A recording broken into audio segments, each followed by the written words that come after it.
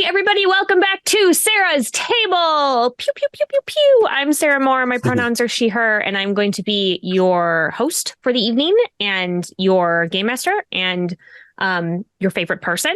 I'm going to remind you to drink some water because you probably haven't had any today, if you're like me at all. At that. It's like we're a PSA. Thank you, everyone, for just taking a moment and having some water. Refreshing. Today I have once again bamboozled a friend onto coming onto the stream and bringing his game with him. Yay! It is a theme. I feel like the theme for 2023 is just, I don't know. I feel like I'm just like tricking people. I was looking for food crimes 2023. Yeah, maybe the whole thing, the whole 2023 food crime. Maybe. I bet I could. Beginning. I bet I could figure out how to work that food crime. Oh my God, it absolutely is a food crime. Too much. So yeah, today we're gonna play Chew, and I'm gonna give you a quick synopsis that is actually written into the text, which hasn't been released yet because I stole it. Okay. Set in a world ravaged by a devastating bird flu pandemic, all poultry has been outlawed, and the U.S. Food and Drug Administration, once toothless, is now the most powerful law enforcement agency on the planet. On par with the United States military-industrial complex, in cooperation with the U.S. Dairy and Agriculture Administration and numerous other government agencies, from the CIA to the U.S. Secret Service, the FDA's Special Crimes Division is tasked with investigating the ever-expanding universe of food-based crime and to neutralize food-powered criminals and place them safely behind bars. And our two players today are going to be maybe good at that? Question mark? TBD. We don't know. I cannot say. Listen, I haven't played much with Pete, but I've played a lot with Damon, and I feel like he's just going to go off and do his own thing. So, as you should. Oh no! So okay, so just understanding that both of you are gonna just be tangent players, and okay, I've got it. Just gonna press partners, tangent partners. Yeah, got it. All right, okay, here we go. So, before we get into the wildness that is Chew, I'm going to do a safety discussion because I think that is incredibly important, especially in a game like this that can get into pretty out there themes and can get maybe a little triggery. You might even call them yucks and yums. Yucks and yums. And we don't want to yuck anyone's yums, but we are going to identify the yucks. So here on yums and yams. Saying it out loud, that's inspirational. So I don't know what yams would be yet, but it almost feels like it's a thing. Yucks, yums. We're going to figure out what they are. Yams would be... Wow, curveballs. Yams would be maybe a surprise treat that you only get once in a while. Maybe. Or like something super nutritious that like you should include. Oh gosh. We'll get there. Okay. Yes. Thanks for going with us on this, everyone at home, as we stumble through our safety discussion. All right. So here on Sarah's Table, you will never find sexual violence, violence against children, or withholding food as punishment or starvation, which is a big one that would potentially come into play in a game that is very food-based. I don't think that we have anything else that is off limits, correct? Correct. Okay, no more yucks at the table. If we discover something, if we wander into territory that anyone is uncomfortable with for any reason, you can either physically throw up an X, or you can message me privately and be like, hey, no thanks. Or you can send me a message in the chat where everyone can see. That way we can just sort of walk it back and go in a different direction. No questions asked. So because we have identified our yucks, are there any yums that you really want? Is there something that you would very much like to happen in this? See, I have a spoiler, so I'm just trying to hold my tongue right now. But I think sweets, like layered sweets, maybe with topping on top and on the sides. Yeah, potentially. Like a Nanaimo bar? Just like exactly stacks. like that. Yes. Good. I need you to know that like most of the games I run end up having cake in them. Often I'm not even the one that brings it up, but I think people come to Sarah's table and they're like, you know what would go good with this? Cake. And then it just ends up at my table. So I was like, we're going to lean into it today and there's going to be cake. Yeah, Damon, what's your favorite cake? Oh, boy. Carrot came to mind. And I'm like, do I really like carrot that much, though? More than I think. I always think I don't like it as much as I'm going to. Yeah, I do tend to lean slightly savory when it comes to desserts anyways, with the exception of creme brulee, which I will cut someone to get my hands on. Yeah, I think carrot is a solid option for cake. For me, lately, it's been banana. I think it's just because it's less available. Right? Not everyone offers you a slice of chocolate cake, but sure. Not everyone walks up and goes, would you like a slice of banana cake? Yes, please. I would love banana cake. Right. Making a note. You want banana cake. Yeah. Some carrot cake options. Yeah. I feel like this just turned into like, what does everybody want to eat? Instead of what do we want in the game, which is all, hey. As the primary cake person, we didn't ask you. What would be the first choice for cake? I just really like all kinds of cake. You just lay a shovel. Yeah, I just like available cake is good. That's my favorite flavor. But I think so there is, if we're going like nostalgia top priority for me, my grandmother used to make a chocolate buttermilk cake. That was like, it's the best cake ever. And it's actually not terribly sweet as cake goes. But if there happens to be any of this cake left over like the next day, it like sort of compacts in itself and becomes like fudgy brownie. And it's like, that sounds good. My grandmother did like an angel food situation with like a very heavy cherry topping. Because we would go, when I was young, we would go and we would pick cherries and then we'd spend like a full day like pitting them and canning them and all kinds of stuff. And she would make jams and sauces and it would go over this angel food cake and it would do the same thing where it would just like it like slowly compresses it, right? You can't really top angel food with because it's anything on it. There's nothing there. There's nothing there, but still it would be this like thick layer of cherry that would go on top and it would just like squish it and it would get kind of soggy. Really good though. See, slow this conversation in because it's important because everyone knows so much about food and it makes for a great role-playing game experience when they get weird about it. When everybody gets weird about food. When your food power revolves around chocolate cake but has specific abilities thanks to the grandma's recipe. Correct. The chocolate buttermilk variety. I think I might actually have all of the ingredients to make that. And I think maybe when we're done here, I might have to bake a cake. It's fine. It's fine. It's not weird, everyone who's watching at home. Actually, as we've talked about our food preferences and our grandmothers, apparently, let's go around and introduce ourselves and maybe like tell people why we're here. I'm going to start with Damon. Who are you? Well, you just said my name is Damon. Hello, I'm Damon Vanhee. My pronouns are he, him. I'm a game designer and I enjoy being on Sarah's table. I'm here a lot, as you said. Because I send you the time and the link, and then I just click it. I just click it, and then I find myself at the table. And I just click it, and then I feel like I have to say, I have to speak my truth based on the past conversation, and I think I'm really more of a pie person. Than that's cake. Fair. And it's going to be key lime is very, very high on the list. It is a far and away winner.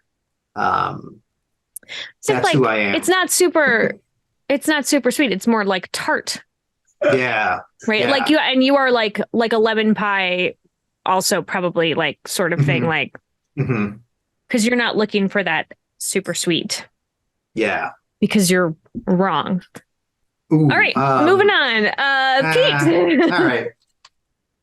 I know. I kind of feel like I should have an answer for you. Like, what food am I? And this is why.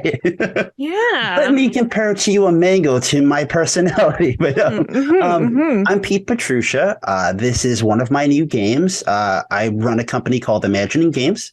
So I'm a RPG game publisher. I do some retail through conventions. And the developer of this project. We have a great team of people, but I kind of have my hands a little bit in everything.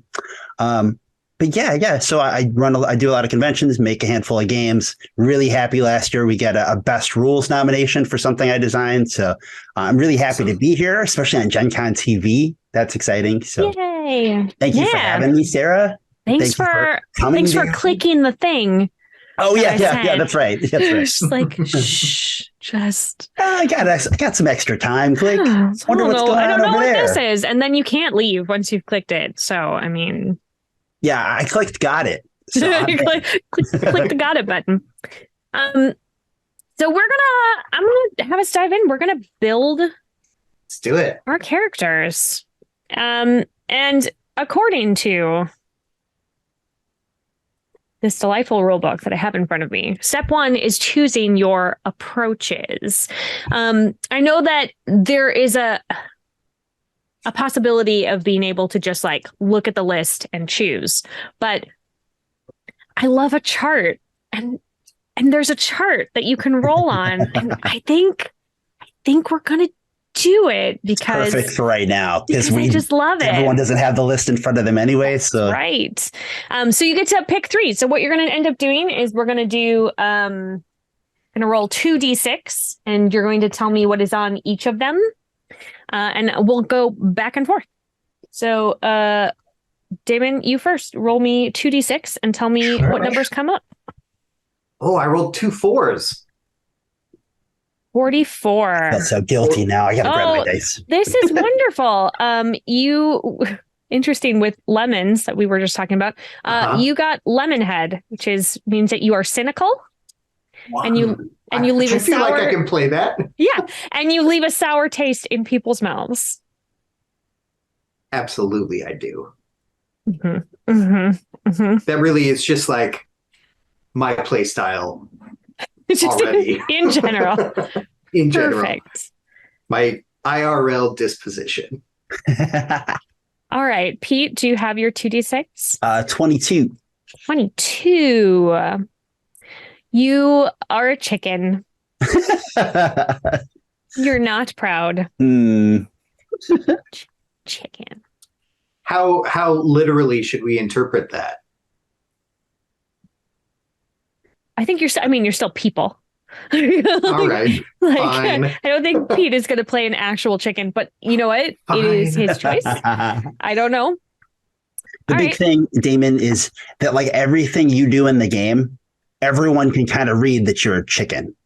So if I try to be really brave and intimidating, the game still kind of rules that, but you're a chicken trying to be really brave and intimidating. So you're not quite, this is harder for you, or it's not as believable. Yeah, for sure. It's going to be, your target is going to be higher success wise. All right. Next one, Damon. 64. Tough cookie. You don't crumble easily. I'm just building a curmudgeon at this point. Yeah, you're just building. We're just building Damon, I think. Yeah. It's pretty good. 65. 65. You had to do better. You are vanilla. This is already so great. Others call you normal. So you are a vanilla chicken currently. I look very average. No one has expectations of me. So average. And if they know me, they're like, yeah, that dude's not a total coward. He's going to do 0 things in this campaign. I love that. Like, Damon, your character, whatever assignment we get, you're going to be like, oh, God, with that person? Why though? I'm totally the office warm body. Does he actually work here? I don't. When there's nobody else, they're like, well, everyone else is out on assignment. We have to send the vanilla chicken. All right, last one, Damon. All right. I just got a 65. Should we call it a 56? We'll do a 56. Instead? Let's do a 56. Oh, no. We'd both be really unassuming. That's kind of funny, though. So you're cuts to us. Yeah, you're both just like. We're just like regular people. We're the other guys. Right? We're not like Nick Fury. What's Samuel L. Jackson in The Rock? We were like we're the other guys. The people they look like the superheroes. We don't. Yeah. Boring blue suit. You are spicy. There you go. You burn with passion and have attitude for days. Oh my God. Yeah. Interesting. Mm-hmm. All right. I feel like this is going to be a real stretch for me to have. Sure. It's totally normal. All right, Pete, what's your last one? And 32. 32. Damon, what was your first one? Lemonhead. Oh, okay. Oh, that's right. Yeah. You are an egghead. You're a tried and true nerd. This is incredible. Here we go. Yeah, I'm clearly like one of the interns in the back that's like really good at looking stuff up. Yeah. But they're like, hey. You're like the accountant. Like you're just like deputized. Really hey, we need another person. Head out. Yes. Your cubicle walls are just like 6 inches higher than everyone else's. So we just forget that you're back there. All right. So we've got our 3 attributes for each of you, or your 3 approaches. 3 approaches. Now we're going to pick a playbook. So this game uses playbooks as opposed to character classes, which means that like your playbook gives you some options that you can choose that are pretty specific to just your character. There's a couple of options here. We've got the expert, highly educated, respected in their field. Doesn't really feel like either of you. I'm the tried and true nerd. It might be really fitting, but I don't know. I'll think. Well, let's see. Maybe maybe too typecast. I'm not sure yet. The hotshot is a brash hero who stops at nothing to crack the case. The inspector is a shrewd detective and an inveterate professional. The lowlife is a scrappy crook who works outside the law. The mascot. Oh, all right. That feels more like. Is it your character? Is that what it is? Yeah. The mascot is an innocent soul who acts selflessly to support others. The prodigy is a talented newcomer with unprecedented potential. The veteran is an established leader with a wealth of experience, and the wronged is a troubled soul consumed by a dark past. 1, 2, 3, 4, 5, 6, 7, 8. So we could have you pick what you wanted, or we could let the dice decide, and we could roll d8s because there are 8. Mm-hmm.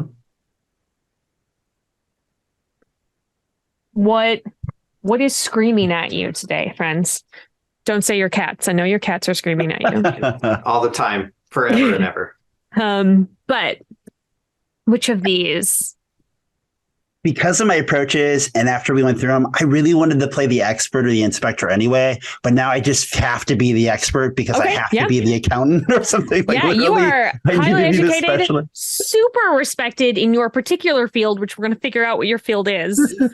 Don't know what it is yet. We're going to find it. And Damon, your spicy tough cookie lemon head. I feel like either the prodigy or the veteran. I think both fit for different reasons. And could really go different directions. I get a quick question. How many quirks do we get? This might be the deciding factor for me. I think only one. 1 quirk? Okay. 1 quirk.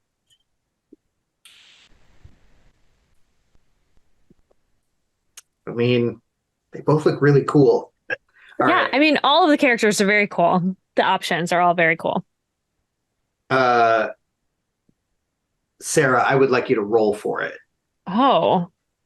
And Okay. I think an even is going to be the prodigy, and veteran's going to be odd.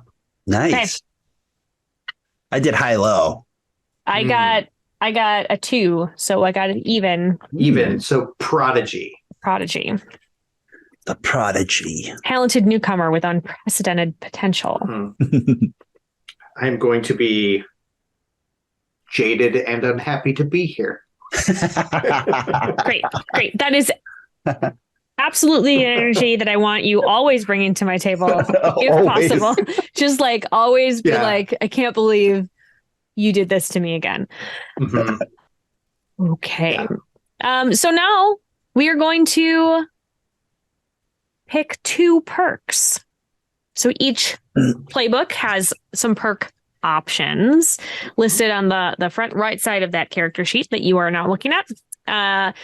There's a helpful, if you're not sure which ones to choose, maybe do the first 2 because they are prioritized by how generally helpful that they are. Great. But like you can do whatever you want because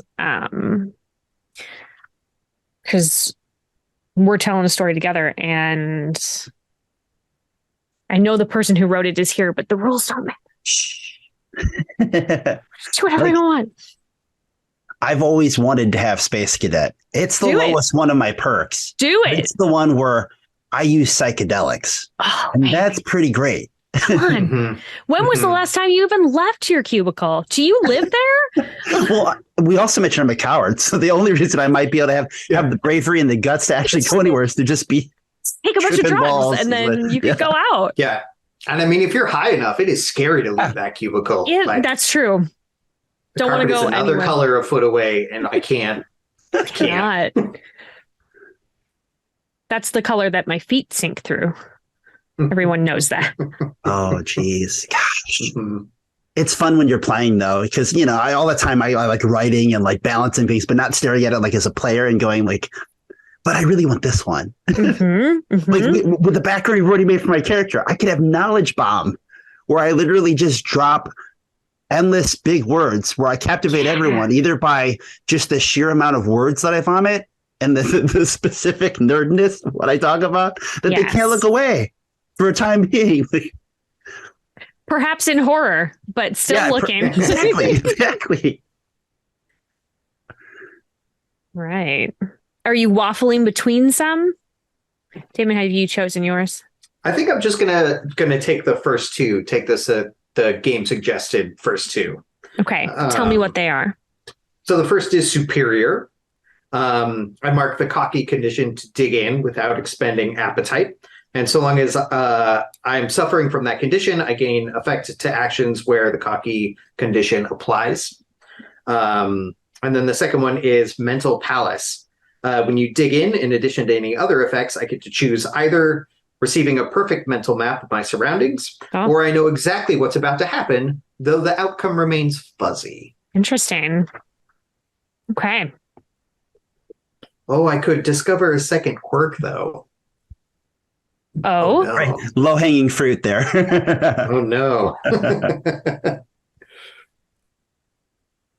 Now you got, I'm like, in what order were those? But you said, so that's probably like the 3rd or 4th option then? Third one is the discovering a second quirk. I wonder if I thought about it that way too. I was like, yeah, but these are actually cool things. That one could be, another quirk could be trivial. It's really awesome, but it can be trivial because they're so oddly specific, as you'll see. I'm going to go artful. So that's my top one. When you dig in addition to any other benefits, choose one. Your performance is so moving, it stirs even the heaviest of hearts to tears or laughter. Ooh. Or you craft, cook, or create with impossible speed and precision. So it's always like an extra choice on top of success. Knowledge bomb's great, but I already kind of said I really wanted Space Cadet. So I'm going to take Space Cadet. I have psychedelics in my gear, and at any time I can make an action roll to trip balls and meditate on a pernicious question without concern for such trivial notions as logic or causality. On a success, the GM will provide me with something approaching an answer. Something. It'll be something. Yeah. There will absolutely be. It is answer adjacent. Yeah. I don't know why. It's a lead. Have you all seen Young Sherlock Holmes? No. Is that the Enola or is it actually young Sherlock? No, like the Young Sherlock Holmes is from the, I don't know, they made it in like late 80s, early 90s, something like that. But there is a scene where one of the characters is like on drugs and there's a bunch of food that is, it ends up being claymation and it's like forcing itself into his mouth. It like is like force feeding him with it. And like, that is what my brain went to immediately when it was like something approaching an answer. And I was like, oh, it's just like you took a bunch of drugs. You saw, and you were like, the donuts are trying to get me to eat them. Anyway, I don't know if any of you at home have seen that movie, or maybe it was a fever dream and I made it up. You can tell me in the chat. Like I did watch that when I was younger. I just don't remember so much of it anymore. See, I don't even know if it's possible to get that anymore and see it again. This is a side quest that I'm taking one day. There's also a little option if you want to do a very long series of game sessions. You could start with only one perk and say that you are like rookies or high schoolers, young folk. But we're not going to do that. We're going to load up. Step 4. Pew, pew, pew. Check your gear. You wouldn't want to leave the house without your badge and gun. Each playbook have 5 pieces of literal and metaphorical equipment. So let's take a look at what you've got and address any questions that you might have for each. I thought my editor was going to be like, you can't say a 5-piece of something. Like, that's not actually how you talk about something. I'm like, it is when it's a bucket of chicken. It is a 5-piece of chicken, I assume. Yeah. I mean, not chicken. Chickens. We shouldn't have chicken. Isn't it chicken outlawed or something? It is. It's a problem. We can't. Nobody eats chicken here. Yeah. It's bad. You could get sick and die. Or worse, you could get someone else sick and die. Right. Something's going to happen. All right, let's talk about your 5 pieces. And mine is loading, but when it pops up, it looks like I have tools of the trade. Anything you need to practice your craft. As you can tell, the expert's meant to be like, you get to kind of talk about, is your craft accounting? Is it, acting? Is it whatever? I have now, can I use the GD word or is that limited? Oh, we should probably not. Okay. I have a GD PhD. Oh. From the accredited university of my choice. I have a portable lab, an FTA motor pool van fueled and fully equipped. I have a satellite link guaranteeing that I'm never offline, and I have tenure. So with the faction of my choice, I have tenure. Yeah. Wow, that is very useful. Now, where on the character sheet are those? You go to the second page on the top left. Got it. All right. It's the one really crucial thing on the back page. All right. So heading on over to the Prodigy.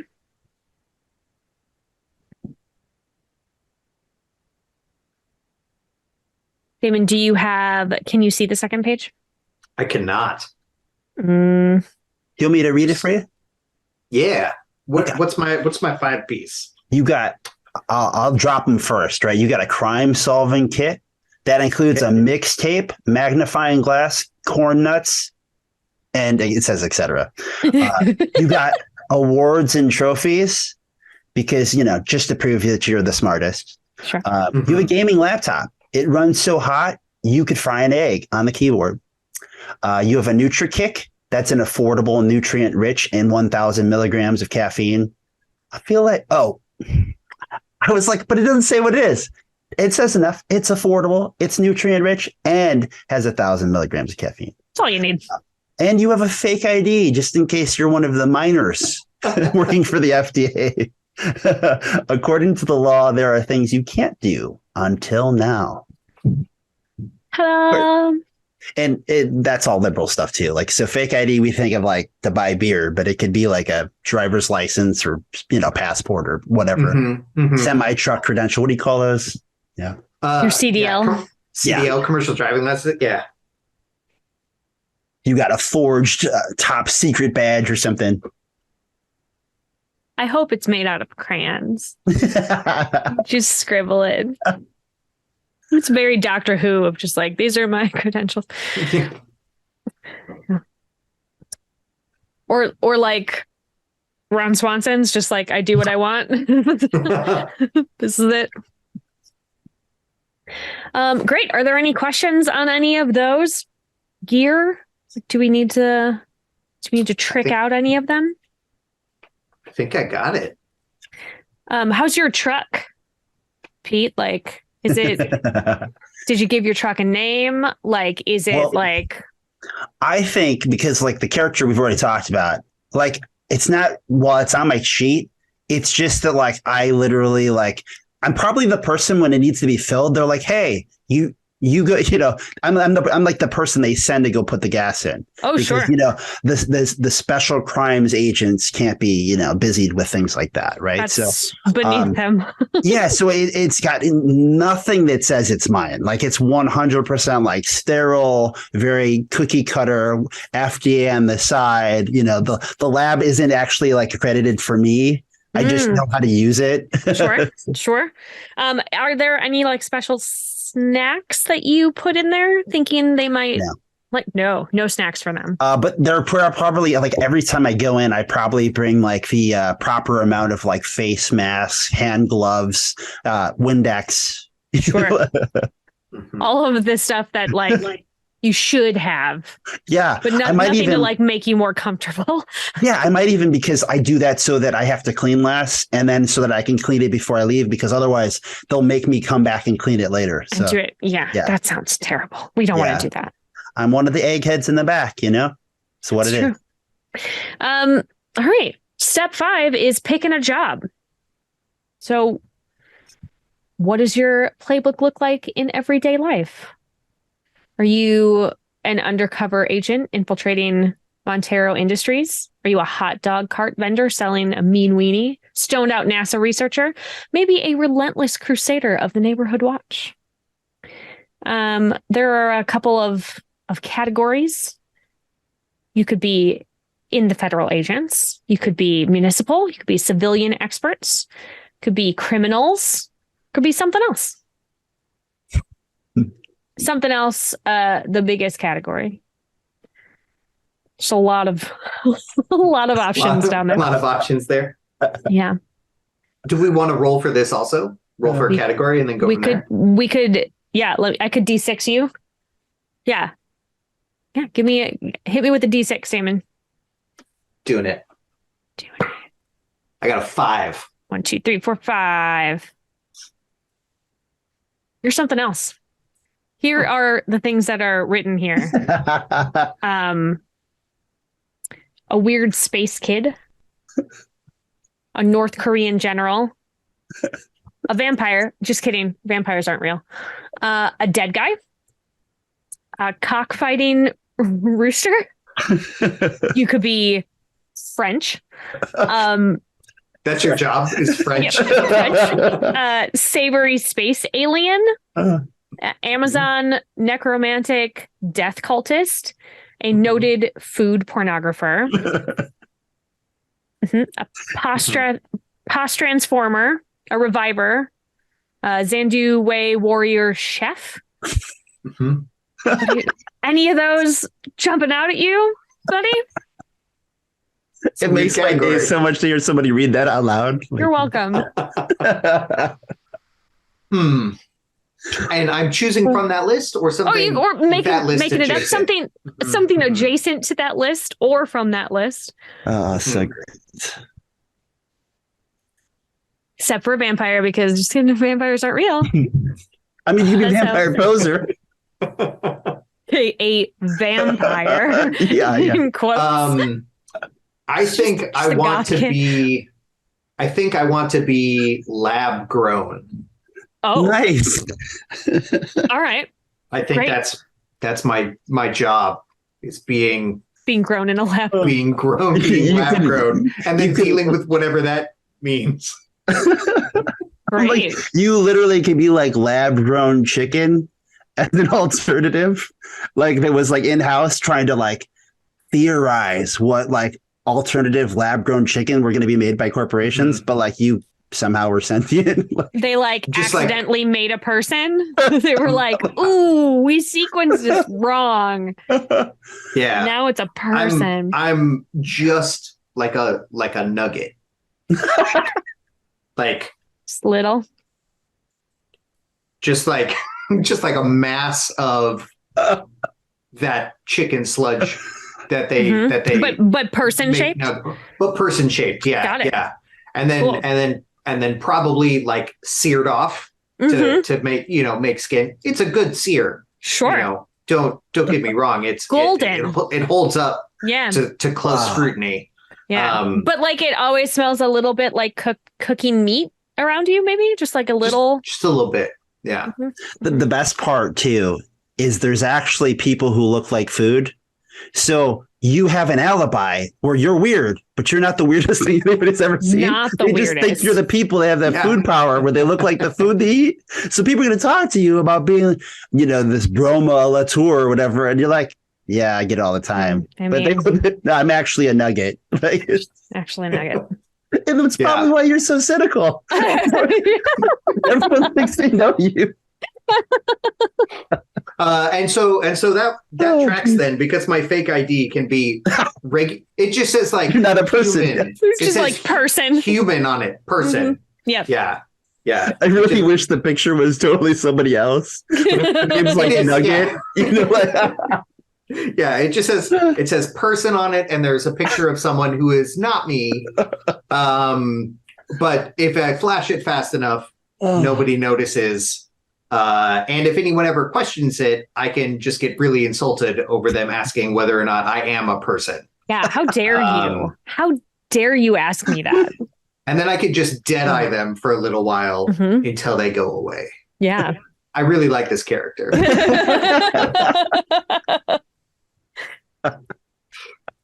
All right, Pete. I'm guessing you're probably a federal agent. Literally, I was like, wow, I didn't realize that FDA egghead parentheses intern was not going to be specific enough for a character player need. Because I'm like, that's that. But I still gotta figure out what kind of expert I am. So, but yes. But I'm definitely an FDA egghead, right? I'm an intern. I'm one of those people that compiles your brief and you call and you're like, yeah, I need this. And we can't, you shouldn't have to figure out everyone that works at the Culinary Network. That's what they pay us for. Right. So that's your job. Yeah. So what is your area of expertise? I mean, I know you're great with paperwork and with numbers, like obviously, but like, what is there a niche? I'm leaning towards that finance thing because I'm vanilla, right? Yeah. Adding the vanilla part, it's not weird.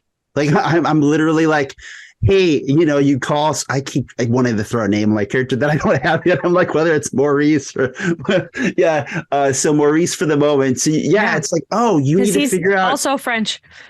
You need to know like actually what the answer that. Yeah, we send it to Maurice. Maurice does all the math. Like, but yeah, so I guess I'm really just one of the finance people, but I'm probably, because I'm an intern, I'm probably like the person that everyone abuses for finances, but I'm not actually the high ranking financial person. No. Mm-hmm. Yeah. We wouldn't want to give you any real power before we go on this mission. If anything, they give me the shit jobs in addition to it to make sure that I don't get cocky. So, that's not your job. You are not supposed to be cocky. Yeah. Little did they know I'm a coward, so I'm never really going to get there anyway. Yeah. It's not a problem. Yeah. So it does say that listing a short work history isn't necessary, but could fuel future flashbacks and potential connections later on. So I would love to have just like a little bit more in depth. Like, how did you get to the current job that you are in now? Let's have that be what it is. Like, how did Maurice get this internship? MIT grad. Oh, excellent. Yeah. So actually maybe even adjunct professor because I have tenure. So I can be adjunct. Yeah. I'm actually an MIT like mathematician that like went into finance because I didn't make enough money or something. And then I didn't have a choice. They just like I helped them one time as a contractor, and then they just enlisted me and put me in the back. Okay. Because the FDA can do stuff like that. So you don't teach anymore? Yeah, I maybe remotely. Got it. no. From the cubicle, just like I gotta just do a lecture. Hey, Maurice, you gotta go load the car. I'm in class right now. Load the car. Yeah.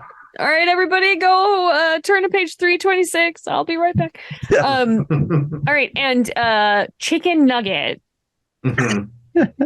How did you get your current job? I think it was just. I mean, it's within the FDA that they do the food production itself. Correct. It's still essentially the same government agency. It's all government grown. They just ended up just like they grew a worker. When I happened, they shifted me over. You could have been a part of like the food weapons program. I mean, like think about like if the Food and Drug Administration got like all the government money, like they're just like here's all the money. Yeah, I like a weapons program trying to weaponize nuggets in some fashion. Weaponized nuggets is the name of this episode. And I think since I was human shaped when they did it, globular shaped. Like it wasn't on purpose. Like you just total accident. Totally. I came out the extruder, like Kool-Aid Man style, and yeah. Like when you pick up a nacho and it's like stuck to all the other nachos, it still counts as one nacho. Yeah, absolutely. I think that's what happened to me, and so they just gave me an ID and shifted me in departments with some paperwork. And I think now that we have gotten this far, I am going to switch around my perks a little bit. I think I'm going to drop the superior. That's the one about being super cocky. And I am going to pick up exceptional, which gives me a second quirk. So the quirks that I'm going to go with Voyant, which is when I eat something, I receive psychic impressions from its future. So they created a clairvoyant meat pile. Which is your name, I assume? No, my name, I actually, I have a name already. My name is Hugh, and then my last name is Manreal. So it's Hugh Manreal. And then my second quirk. Don't skip ahead. Skip ahead. I thought I missed it already, and I was going back. All right, never mind. We're not there yet. Picking two quirks. Stop. I got excited. Thank you. I know, and I love it.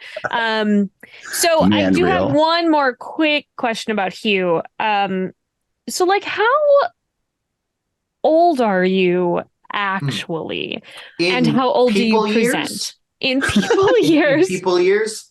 I think in people years, I am 7. If you're older than like 5, you would be kind of before the FDA had big bucks. Let's go 4 then. Yeah, 4. Let's go. Yeah, let's do 4. And it's from the early days of them being inundated with so much cash they didn't know what to do with it. Mm-hmm. Okay, so but how old do you present? I think I present as like a precocious 15. So still like a child, but not a 4-year-old child. Correct. And I think I am grumpy and curmudgeonly enough that it's rarely challenged. All right. Well, this is great because you've only had 4 years of how do people act. I probably watch a lot of television. Oh no! Oh no! to figure that out. Super duper. All right. So let's move on to assigning our attribute stars. So you get each playbook has 1 star already assigned to their favorite attribute, and then you get 3 more stars to put into your approaches. Oh, I'm sorry. To take inspiration from your approaches, and no more than 2 stars can be in any attribute to start. So we've got 4 attributes: charm, guts, instinct, and training. Where are your given stars already on your playbook? I got 1 in training to start with. That makes a lot of sense. It's about recalling information, acting with discipline and precision. I feel like Maurice is maybe takes that discipline and precision maybe a little too far. Yeah, right. For sure. Yeah, and we know my guts has got to be low, if anything. And my instincts can't be good because I put up with all this shit. Yeah. And then there's my charm, which, I mean, I guess maybe I'll put a... God, I'm going to have to put stars in something. You got to put stars in something, friend. And it can't be over 2. Yeah. So the 2 in training is just obvious. Put it all into training and be like, that's it, I'm done. Yeah, so I might just be like 1 across the rest, more evenly distributed. So no more than 1 star, 3 more. So 3 including the 1. So I gotta put 1 and 2 more things. I guess I could have like a 1 in, gosh, guts. Especially because I'm an egghead too. So the stereotypical vanilla egghead would have no guts. No guts. So I guess I'm 1 in charm and 1 instinct. All right. Yeah, but how many points do we get to add? You get 3, and you cannot go above a 2 in any of them. So, I mean, you could just put 1 in whatever yours that has the 1 in it, and then you could just put 2 in another one and have 0s in the other ones, if you want. 0s across the board. Nothing. I have no attributes. And so just in case it wasn't mentioned, so this is how many dice you're going to roll when you go to do stuff is based on which attribute you use. So if you have 2, you have 2 dice. But if you have none, you roll 2 dice and take the lower one. Yeah, so you still can do it. You just rolling at disadvantage. Yeah. Mm-hmm. And then you're looking for the highest number, and different things happen with different numbers that you roll. Higher is better. This isn't golf. Want to go high? So, Maurice, well, I mean, we'll decide if he's actually Maurice. I'm going with Maury. Maury? Yeah. Just like the show, right? So yep. I went Maury Dillweed. Oh, buddy. Perfect. I was like, my character's too vanilla to have food in the name because everyone important has food, some kind of food reference in their name. But then I thought that was my important feature is that I'm a dillweed. So yeah. Aw. You two are quite the pair. So you have 2 in training and 1 in instinct and 1 in charm? Yep, exactly. Okay. And what about Hugh? Our sentient nugget. I really want to know, like, if I poke you, do you bleed pink ooze? Yeah, here's the thing. I have so many questions about this. Like, is there a regenerative property? Like, do you have to sleep in something to make? Because, like, a toaster, animals like a pod. Yeah, like a vat. I think. Yeah, probably. I need something. Instead of showers, you get breaded daily. Right. It's been 4 years, right? Like, I feel like there would be like a degeneration. It's probably a really things would like eat you. I think there's either a vat that I can pop into from time to time to get that glow back. Sure. Or we're dealing with some sort of a mummy situation where it's just like dried out to this point where like I'm kind of jerky preserved. People just follow you around with like ranch dressing, like barbecue sauce. Yeah, like that's great. I think I like the vat situation. Oh gosh, like a bit of a regrow. Yeah. I mean, like, I feel like parts fall off or like get bitten off. Like, I feel like maybe one of your first missions, you like, dang, you lost a whole leg. It was a problem. Like, just. Yeah. As time goes on, I probably get better at not losing limbs. Sure. It was probably a pretty aggressive learning curve. Yeah. When I was much younger. Yeah. In like last 6 year. months, 6 months to a year range was probably pretty clumsy for me. Yeah. I think I can't wait to see like I want your character in like a dozen playtests because I'm thinking of all the combinations of people and players. Like, what about if somebody had a food power where they need chicken nuggets? So that like they partner with you guys, just take a bite when they need it. Like you're always available. Just like stick my finger. Like finger, yeah, just chop a little bit off.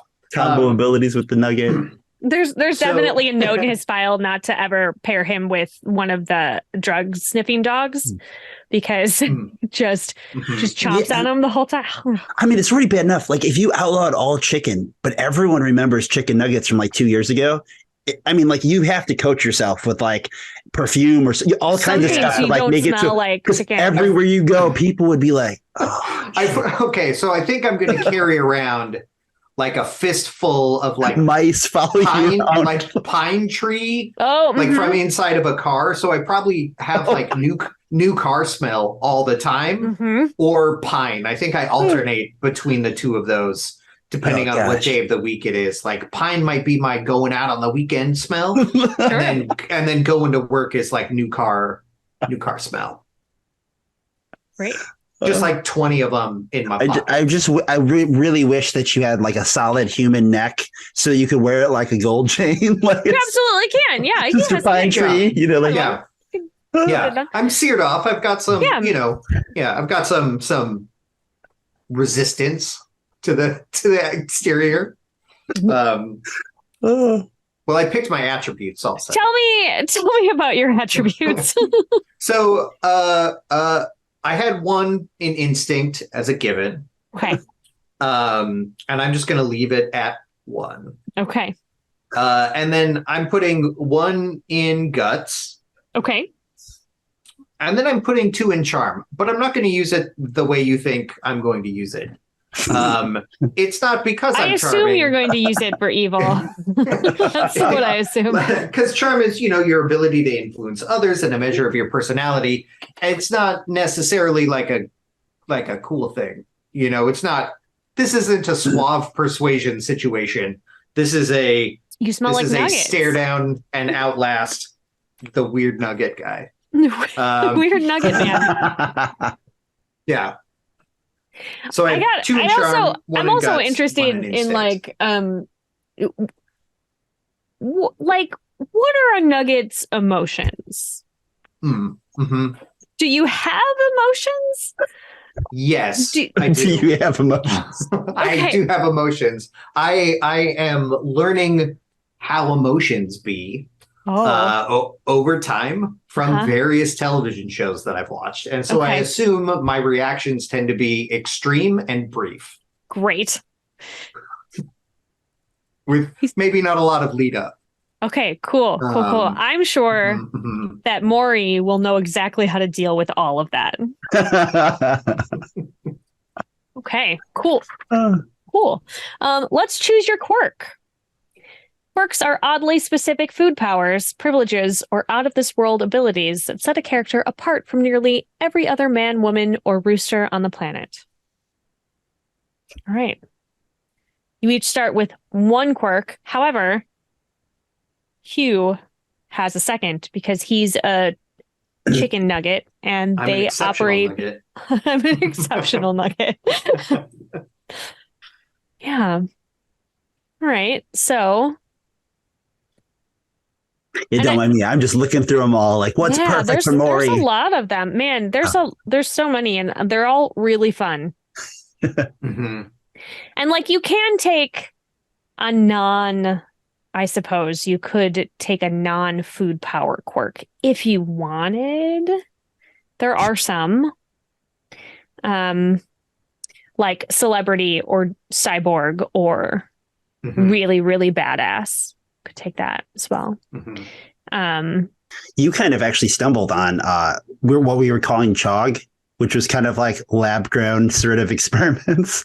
That's really, I cut it out of the first book to make it the equivalent of Cyborg, but in the second book, it was like, so it's funny when you touched on all that. I was like, wow, yeah, that all actually, I like feel like I pushed back on that idea a little bit because we had Cyborg. Like the first thing you do, and I'm like, I guess they were right. That was a good idea. Listen, lab grown chicken nugget for the win. We will find a way to break your game immediately, right out the gate. You're making it better already. Yeah, that's what you were looking for. We will find and just wiggle our little fingers in there like otters and tear it open. Smash it over our favorite rock. Yeah. All right. I've got my quirks. All right. Picked. Tell me your quirks. They were easy to pick. Okay. So, Sibovoyant is my first one. So when I eat something, I receive a psychic impression from its future. Oh. So I assume that means I shouldn't eat all of it, because then that's just, it's not much of a future left for that food. Mm-hmm. Or something. It is or whatever you are putting in your mouth. Yeah. Do you have to eat chicken nugget? Of course, I am a human. I am a regular person doing regular person things. Right. I'm a regular person doing regular person things. I think I probably put food into me and then later take it out. Need to get it out. Okay, well, I guess that's also technically what real humans do. So yes. All right, great. And your other one? I'm going to take the Gelimultiplicator. Okay. Whenever I eat gelatin, I can multiply myself into little gelatin versions. You just turn into a bunch of little chicken nuggets. Yeah, and so my question here is the whole new look of what is gelatin. What is this chicken nugget made of? So if I'm carrying around little gummy bears with me and I eat a little gummy bear, do I turn into a swarm or do I exude a swarm off of me? Or do I have the option to just fall to a pile of Army of Dead style just Army of Darkness man. Or is it you stay in the shape but you are a bunch of those and then they can scurry off as you need them to? Mm-hmm. I just think it's going to be cool to these are separate the my important body questions, into Pete. component nuggets. Yeah. Yeah. Anyways, those are the two that I'm taking. Wonderful. I'm going to tell the future and turn into weird blobs. Okay. Love it. All right, Pete. I'm sorry. There's just so many awesome ones. As I look, and then I'm the ones that I could just spit off that would make people crack up at home. I'm just I'm of them. Torn between. I was kind of. There's just so many. I think it'd be funny to be. I'm going to be a serenumity. Your world slows as drinking tea increases your reaction time, but you speak in simple, profound mutterings after. Yeah. I like that. So you'll either think I'm high or that I was drinking tea.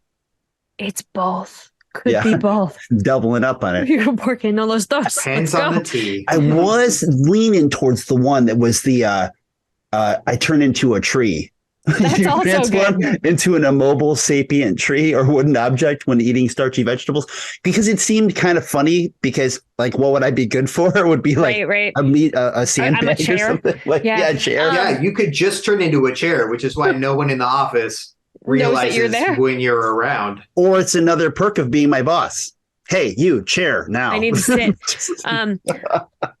Or counterpoint. Perhaps you think you have that quirk and you're just high. And so sometimes you'll be walking through the office and you'll see Maury in the corner, just not moving with his hands up, just quietly muttering things to himself about I don't know. He either drank some tea earlier or he thinks he's a tree. Or he thinks he's a tree. Yeah. All right. Great. All right. Let's claim a name and a look. Now that you know so much about your character, let's give that special someone a tasty name and a comic-worthy look.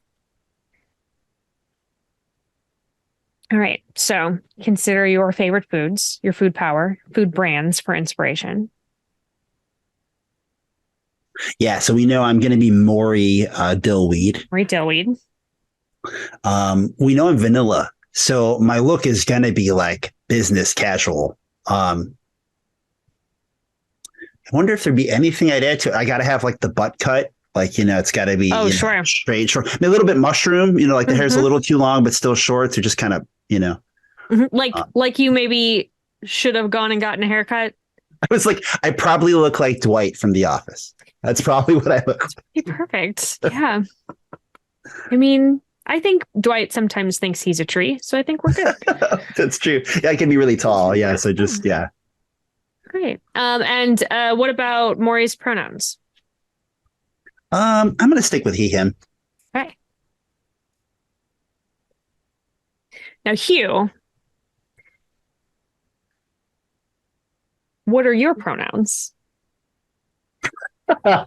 Sorry, you could really go out there right now.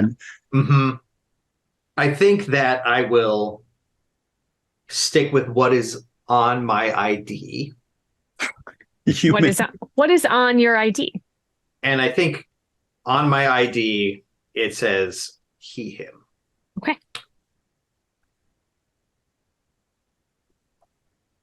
Has it always said he, him? That is the ID that they handed me. The first one 4 years ago. Yeah. Okay. I still have it. Okay. Yeah, if you want to get deep with it, right? You could explore that because you're like, what are pronouns? Oh, because now you don't really know the emotional like when thing? you get to the emotions, we can mine says he, him. I am this. I am human, real person. When did you start wearing clothes?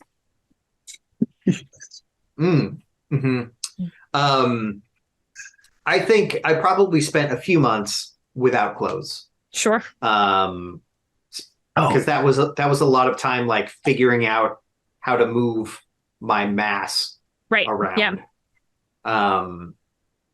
But I think I enjoy clothes. Sure. And things. I probably enjoy like material stuff. I probably taste most of it. What kind of clothing tastes best to you that you would like to put on your body? I'm probably going to regret this. Denim. I think denim is really good. So I've probably got a cool denim jacket that's it's maybe got some patches on it. And I'll have I have like a crime solving kit and everything like that. So I probably have like a rucksack to carry all of those things in. I was just looking here at the looks, and one of the options is a wedding dress. So just tossing that out there. For the chicken nugget. For the chicken nugget. I think I have spent enough time lying to people about who I am that I've picked a look that I think is sort of in the middle to go kid or adult. Got it. So, if I am carrying a skateboard, I am a hooligan youth. But if I put it down, I am an adult. I see. Do you have hair? Oh, it's a good question.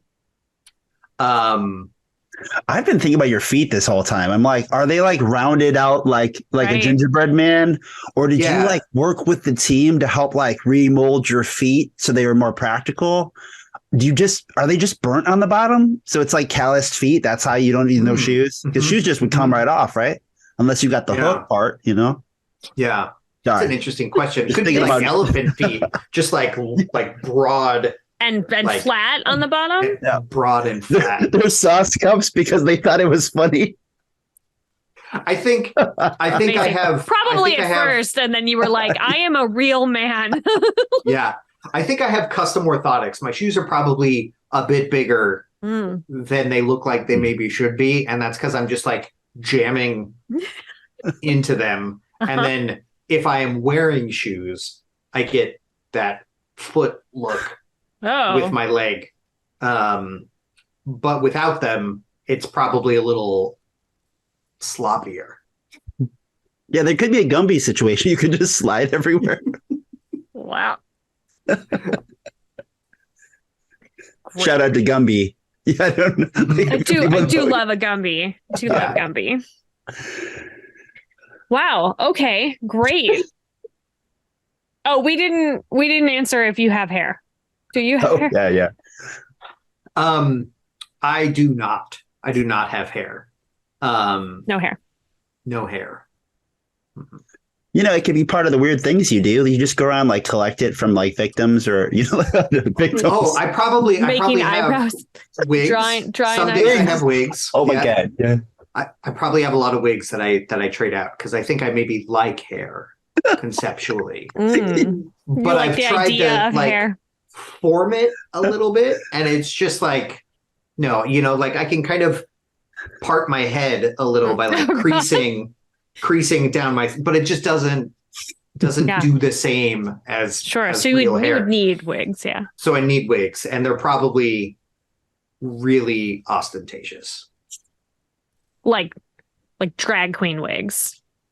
I probably got a bunch. I probably have like business wigs, drag wigs, like club wigs, Party wigs. party wigs. I think Hugh feels strongly that there's a wig for every situation. Oh, good. Good. I love it. Nice. Probably Um, watched a lot of Golden Girls Yeah. and Designing Women. Designing Yeah. Like you said, you watch a lot of TV. Mhm. Oh, Mhm. yeah. Okay, great. So we have a couple more steps, but we have been going for a bit. And so I'm going to have us take a quick bio break so that people at home can go get themselves some chicken nuggets because we have talked about them enough that I really Slice of feel cake. like Yeah. get some cake, Mhm. get some nuggets, Mhm. get yourself something to drink, and then meet us back here in a couple of minutes. Okay, bye.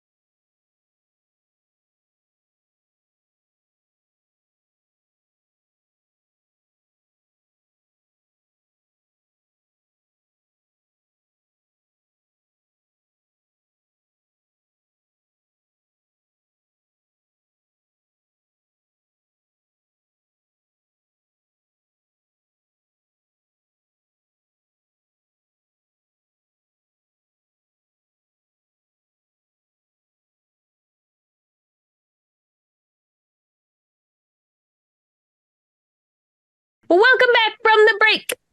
Did you love your chicken nuggets? Actually, I don't know. That's like has a whole different context, I think. Yeah. Hey, it kind of talks about that whole thing of like cannibalism.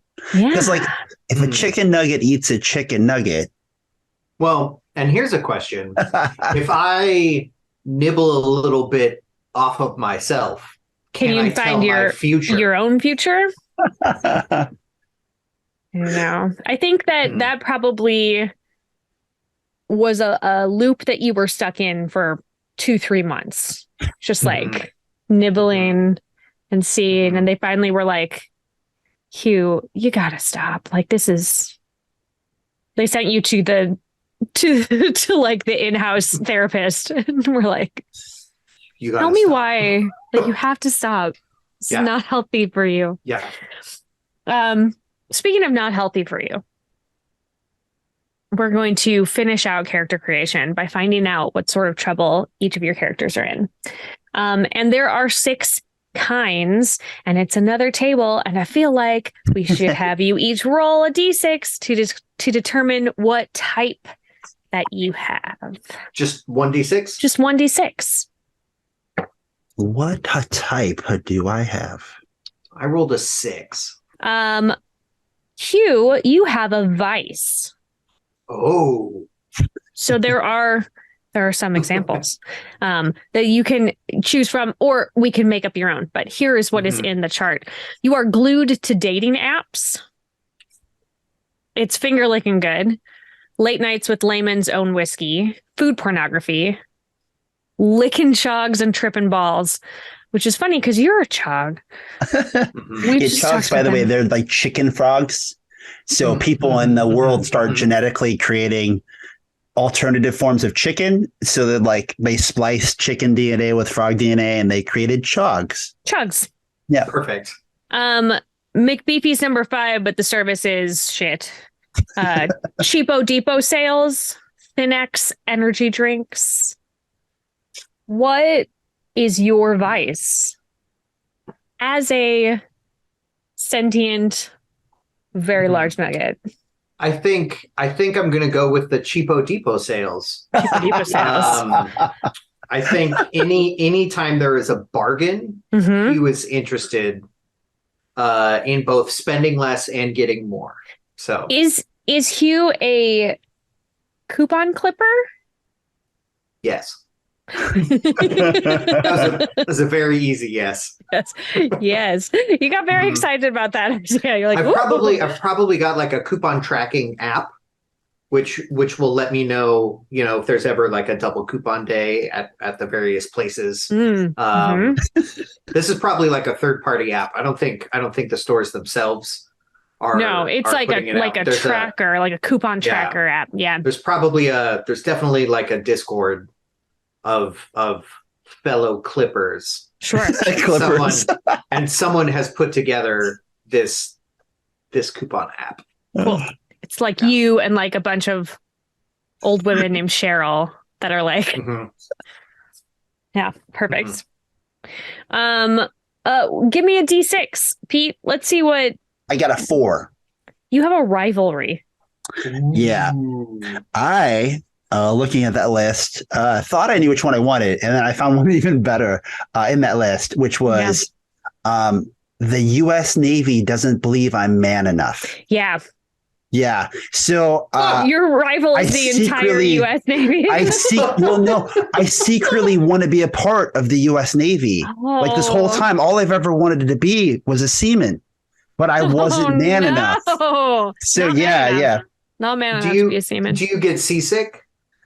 I just think it because I'm vanilla and I'm a chicken and I'm an egghead. Like I'm just totally like for all the 80s tropes of why a nerd should never be a jock. That's my problem. Yeah. Also, the ocean is very scary. It's very big and it's hard. It's very big. Like, you can't see the bottom of it. Bad. So all these things you mentioned probably are in addition to like if it actually ever happened, I would then leave. Like if they let me do it, I would be like, I don't. This is not. But they haven't. But you can. It's their fault, clearly. Still. Yeah. So the rivalry is literally got to be like I want it so bad, but it doesn't matter who I talk to. If they're a member of the Navy, for some reason they have a way of being like, yeah, you're just not man enough. It's just not like not going to measure up. I like to think that you just like apply every year, like when you're go just to the like recruiter's office. Yeah. Like you obviously have a calendar reminder that's like it's time to go in again and apply. I like that the first option on the list for rivalry is accidentally shot Derek Jeter. So, just in case. The thing that I like about that is it doesn't specify who the rivalry is with. It could New York City. Derek Jeter, could be a fan, could be, yeah. If it's the famous baseball player, right? The whole city hates you. Could be the whole city. For benching them, yeah. Yeah. That's amazing. Hey, that's the guy that accidentally shot Derek Jeter. Yeah, because you got off, right? You didn't Couldn't get even do manslaughter. that, right? Yeah. Whoops. All right. And then we're going to add some connections. Player characters work for organizations they may not like, have troubling contacts, and hear a lot of gossip about coworkers. So here we're going to build some baggage for our player characters to carry into the Tooniverse. Let's tie you together and insert some factions of interest and create interesting conversations. So let's answer the following 2 questions. They're weird fill in the blank sort of questions. Yeah, they're weird fill in the blank sort of questions. And you are going to look at the other player's character sheet. Choose an approach of theirs to use as inspiration to create the gossip. Yeah. So, Pete, because you have done this before, I'm going to have you go first. Sure. So the first one is, everyone talks in our line of work. And I look at your character and I go, you have spicy lemon head and you're a tough cookie, tough nugget. Tough nugget. Is okay. So, yeah, I'm going to pull from the one I liked earlier, which I think because your inspiration is you're a tough cookie. So, everyone talks in our line of work that it probably should be named and approached as I look at it. I think some of them work better the opposite. That human real is a tough cookie is actually pink gelatin inside. So it just means like office talk. Everyone thinks that you're actually just pink goo inside. But we say gelatin because some of us have seen your powers. So yeah.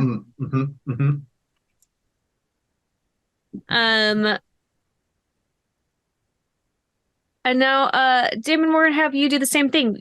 You're going to be checking out Maury's sheet. I got chicken, vanilla, and egghead. Okay. So because of those, what does someone say about, what do the people talk about me behind my back?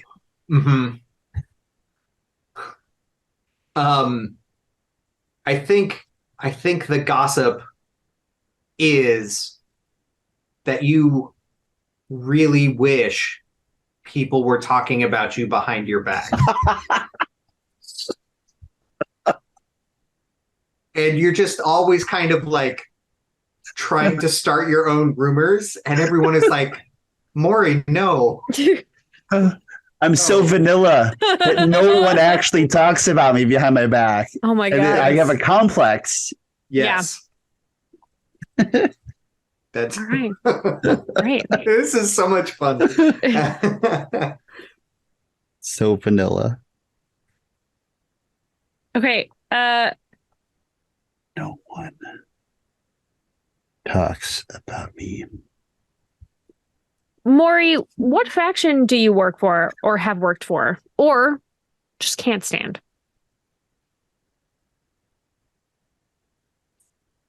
The example, I have to tell you, the example in the book is Stabby's food truck. I quit and he stabbed me. Is the example. I mean, I don't know why you're surprised. Yeah.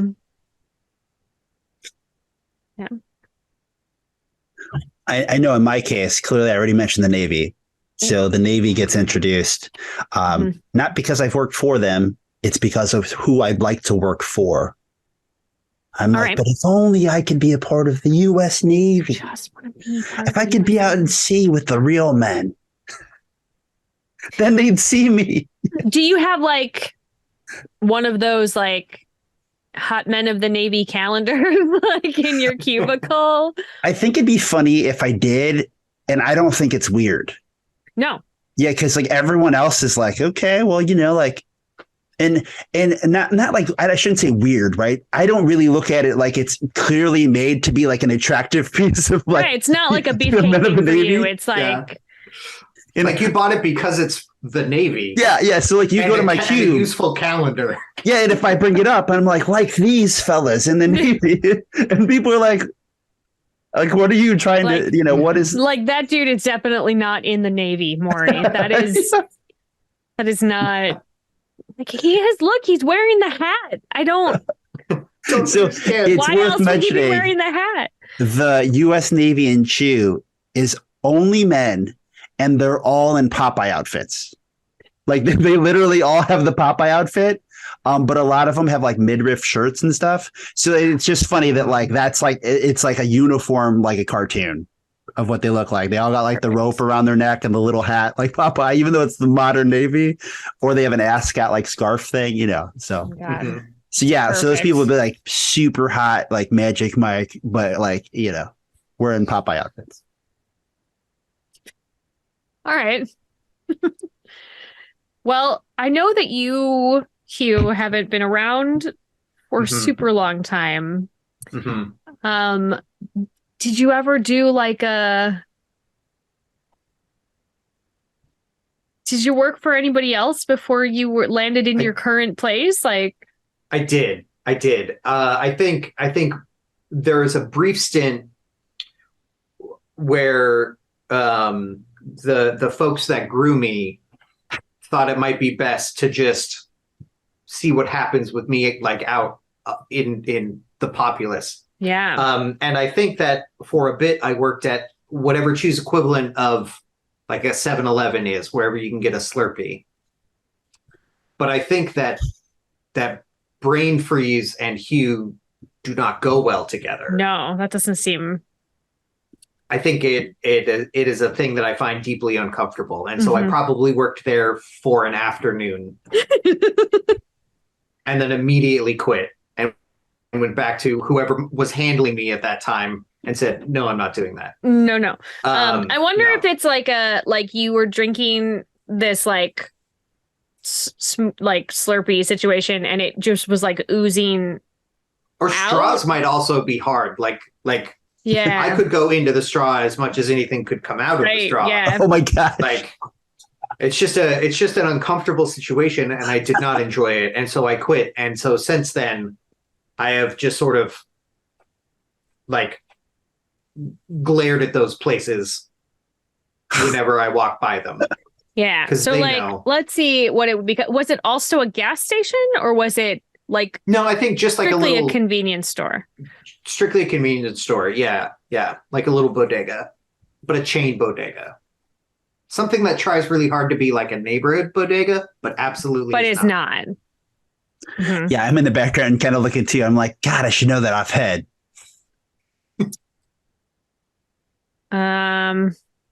We'll come up with a name for that.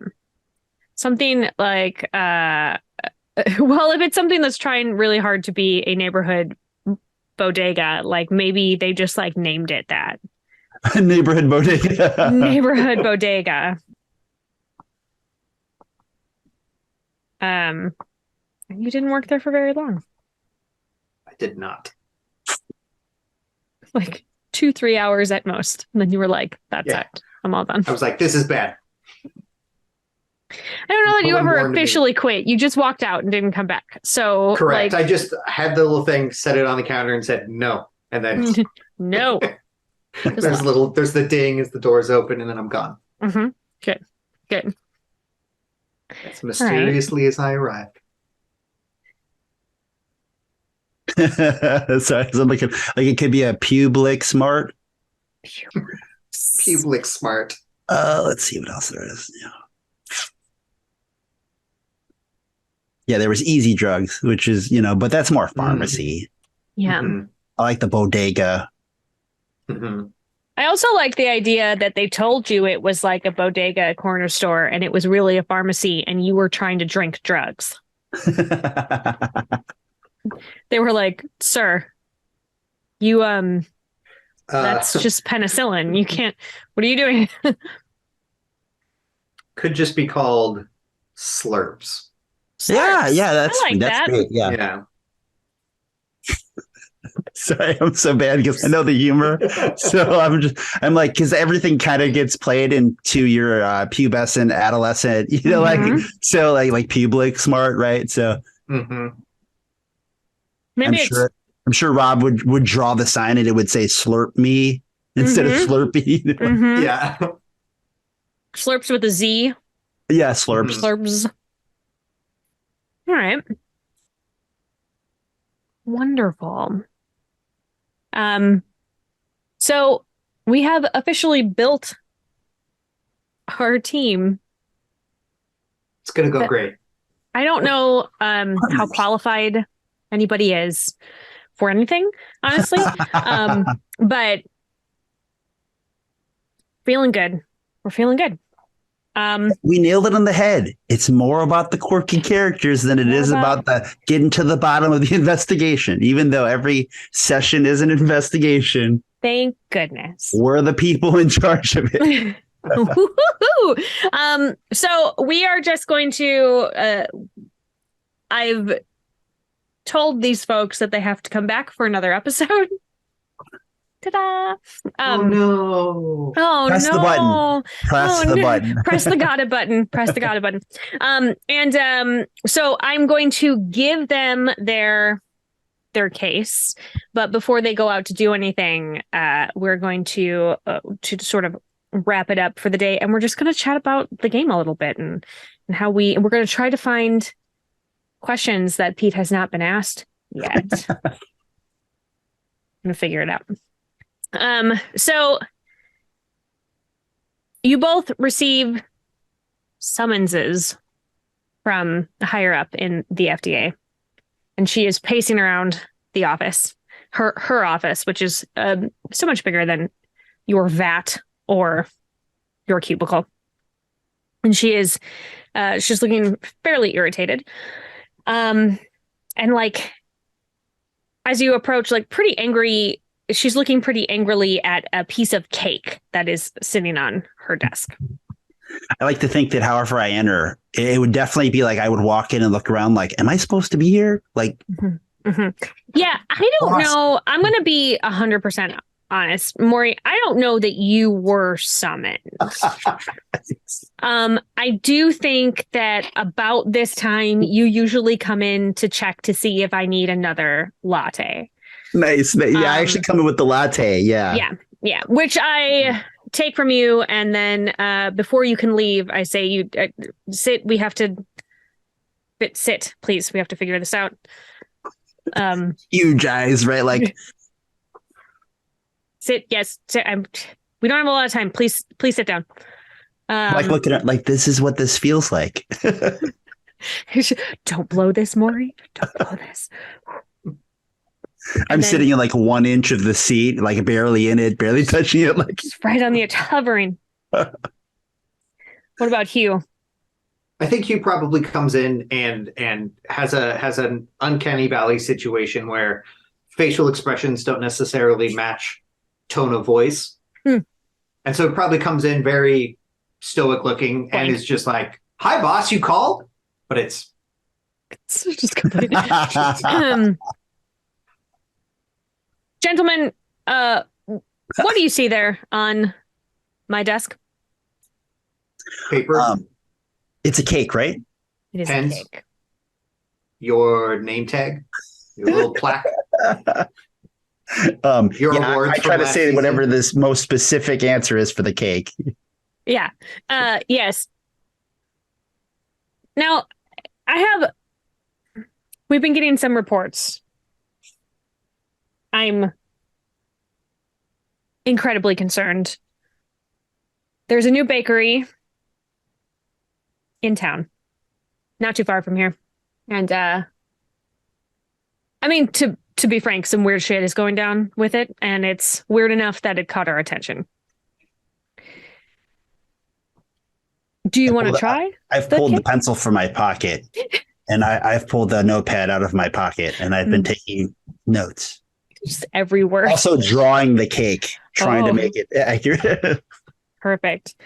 Hugh just holds out his hands. I'll try it. Now I'm not entirely sure. I don't know what this will do to your anatomy. What did we? What exactly are you made of again? Is this Sarah asking or the boss asking? The boss. The boss. Mostly pressed meat. Right. Well, and you like, we could probably grow another one of you. Yeah, here, taste it. She breaks off a small piece and hands it to you. I will sniff it first. It smells like cake. It smells delicious. I watch anxiously, knowing what we all talk about in back. That's neat, but what if it's not fully cooked? It's like all hand coated. Yeah, wow. I think Hugh probably like consumes food because, like, you have to swallow it, so he puts it as far back in his mouth as possible all the time. Oh God, it's just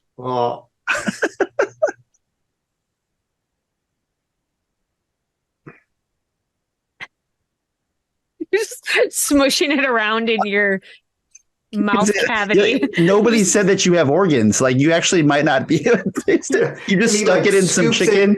You just stuck it in the packed meat. Scoops it out of his mouth a little bit. And then I want to do my future sight. Great.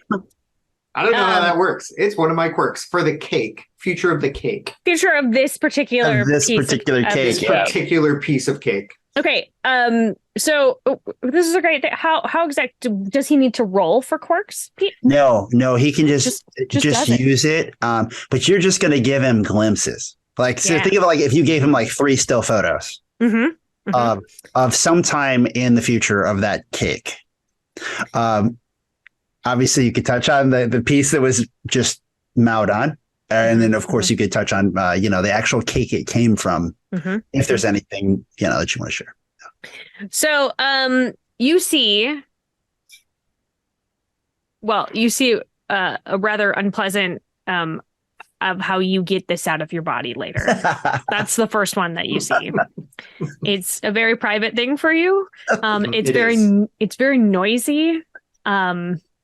And it is very startling for anybody who has come across it. In fact, like the place that you end up going back to your bats, like they have requested that you do it before you get back. It's very uncomfortable for them. Yeah, I imagine like walking by the room, hearing the noise and being like, what? It's awful. Shake your head and walk away. Yes. Nightmare noises. And then you also see like the interior of a very like rich house. And then you also catch glimpses of what looks like, and you're not like super skilled with interpreting what's normal for people, right? But it does look like someone melting. Oh, all right. And then I'm going to scrape it back off my teeth.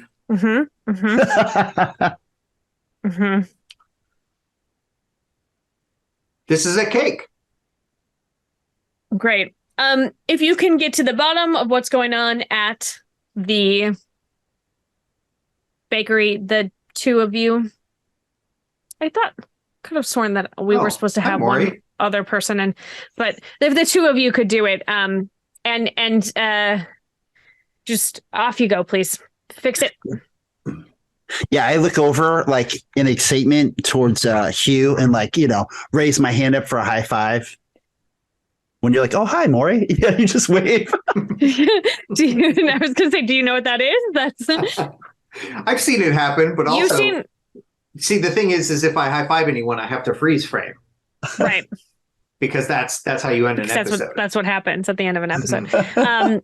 So she shoos you out of her office, and I'm going to let you guys have just a little brief interaction between the two of you. I think you have run across each other, but you are not I would not call you friends. Can I take the cake? I'm going to take the cake. Yeah, so you can take the cake with you. So right. What actually is inside the cake? So I'm looking in the cake to see the layers of is it vanilla? Is it strawberry? Is there a lemon filling? It's it looks like a very fancy cake.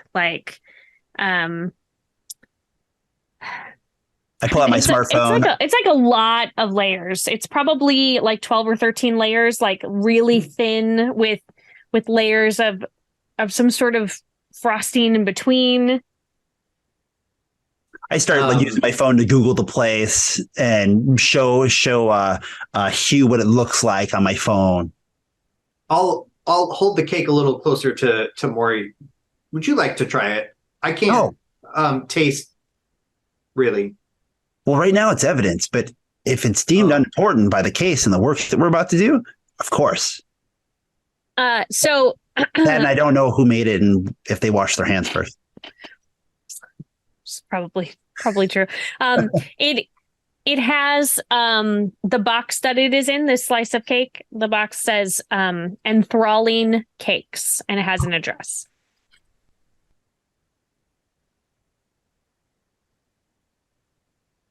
I to you. I was gonna. This is so weird. I would normally get this from you. So should I just go back there and get more information, or should I try to give this to someone else to do? I don't know what to do in this situation. You mean the case? Yeah, this is information that someone gives to me, and then I go tell you the phone number and who works there and how the employees are there and what they use for cakes and what's their Yelp star rating. And well, you could come with me. Okay. If you felt comfortable doing that. I looked around. There's actually probably a lot of people looking at me like they have something that's a menial task to give me. I'm free. There's a line outside your cubicle of people checking their watches and and they every so often somebody looks in and is oh no, he's still not. That's weird. He's always. And maybe Hugh is not very tall, so Hugh can't see over the cubes to see mine from here, but I can. Yeah. We'll just go check it out. And I can find out all the information I normally would on my cell phone. So I'll get right on it with you together. Oh. Yeah. I think that Maury's entry into his journal tonight is going to be really. There's a picture really of a chicken nugget, yeah. With a big smile on its face, even though he doesn't really. Yeah. So and there's me, and we're high fiving. Yeah.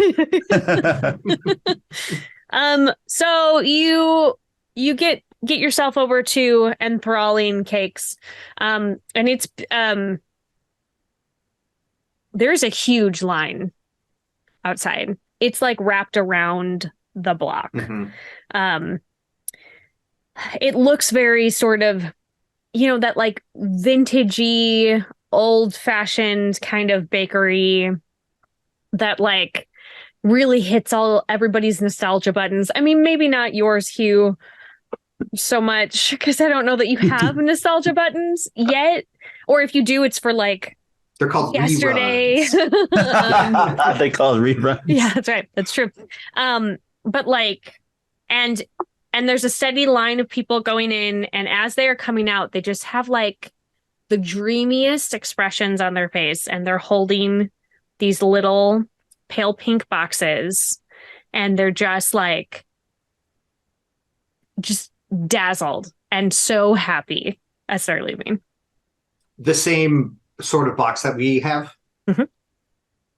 I'm probably still literally reading you all the factuals that I can find about like in all the sources. So like if this has been like 6 to 15 minutes away, like I'm just constantly reading you stuff that I'm reading off of like Wikipedia reviews. Then I'm breaking down reviews of like, well, the aggregate of these 16. I mean, clearly these are upset customers, but these have to mean something. You see, and if you collect these with Yelp plus TripAdvisor, and then check the dates. Well, and this place has only been open for like 7 days. Okay. A lot less then. No, actually, there's a ton of reviews on like people are talking about this. There's a lot of chatter. So I'm literally reading you. It's like when somebody is reading you cool stuff that happened on Facebook. And you're like, I can go do that myself. I'm like reading you, and so said. I think cupcakes are just to die for. Hugh's just going to walk past the line and go straight in the front door. I stop for a minute, like knowing full well, but I'm usually not the person who I don't even know if I have a badge. I have an ID card. Like you have a badge. Yeah. But like, that badge lets you in anywhere because you're like the FDA. Yeah, but I stop and watch you and then wait and go, hey, and I go, oh yeah. And I like you too. We work in the same place. I just hold it up and just walk in. I got the retractable cord from my belt that has the ID card in it, just like people are grumbling about it, but they see that badge and they do get out of your way. But they're not happy about it. Like they're like, we've been waiting here for like you hear somebody basically say like, we've been waiting here for hours. And as you come inside, man, it just like feels nice in here. Like this is not a feeling that Hugh, especially you, have had very often. Like this feels correct. This feels like homey and like you've been invited in and you'd like it here. Like that's the feeling that you both get when you come in. You're like, this is just like, oh, I just want to be in here. Is it very big inside or is it small inside? It's not very big inside. This is not a sit down and eat kind of place. You come in and there's not like a display of cakes or anything. And there's no menu board. It just says behind in the like fancy script, pretty letters, neon, like, we'll give you what you need. And then people are walking up to them and having a brief conversation. And then somebody disappears into the back and they come back out with a pink box. I look to you. I don't like how that's worded. They are a new business and, they haven't really had the experience to know if this is going to sink them or they're going to swim. But have what you need isn't very specific. And there's a lot of people. So it's a little presumptuous. Yeah. And instinctually, it seems like, what if this is a chicken speakeasy? Because it almost seems to fit the bill otherwise. Lines out the door, nondescript. I don't see any prices. I think. Can we call back up? Hugh's going to just walk up to the counter. And I'm like literally 1 foot in the door. Like 1 foot is in the door. Should I call somebody to help? Oh, you're at the counter. Okay. I just like kind of spot red flags, like. And I'll say, 2 needs, please. Oh, we can only give are you still at the door, Maury? Yeah. I can only get only one per customer. Okay. 2 customers. He's with me. I'm probably weirdly in the doorway, kind of keeping it open because there's the thick line, right? And I'm just like trying to stand not really inside, but just partially inside. So yeah, I'm probably sideways, holding the door open. People are complaining on both sides of me. So the girl at the counter reaches her hand out. You have to let me hold on to your hand for a moment. And hold my hand out. She looks confused for a moment. Show him the ID. the one that says human. The other ID. Person. This one says person on it. Yeah. a tough one, but I think we have what you need. And she goes into the back. And she comes back. Goes into the back. Yeah. I'm going to lick the counter and tell the future on it. How much do I need to consume a bit, or is licking enough? Licking's maybe not enough. The more you would consume, the more you would get. If Sarah wanted to go completely by the comics. Yeah. Okay. Well, in that case, we'll hold off on that. You could also I lick the counter, but for no reason. I'll lick it for no reason at all. Yeah. And there could be a dozen things you get, right? That are all just mixed up, random, because people's, fingerprints, crumbs. There's a lot of gross stuff on there. Whatever. Yeah. Yeah. I mean, if you would like me to go through all the things you get by licking the counter, I will. No, we're good. Okay. She comes back with a little pink box. It's a lot smaller than some of the other boxes that you've seen. Smaller than the one you already had. But it's, just a little pink box, and she hands it over. Still looks a little confused, but she says, I think that's correct. I open it. Oh, I'm sorry. Can't open it in here. It's gonna have to take it outside.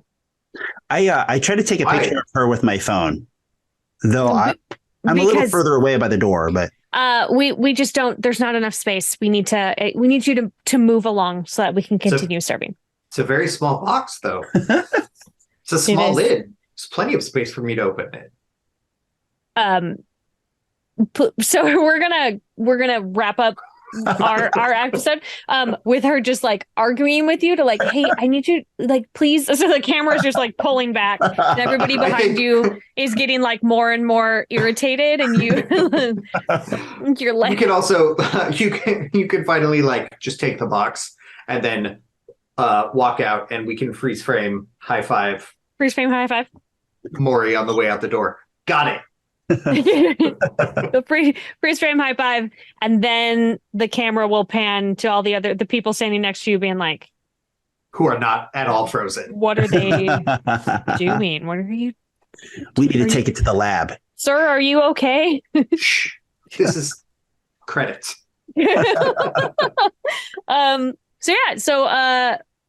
We'll see what happens next time with that.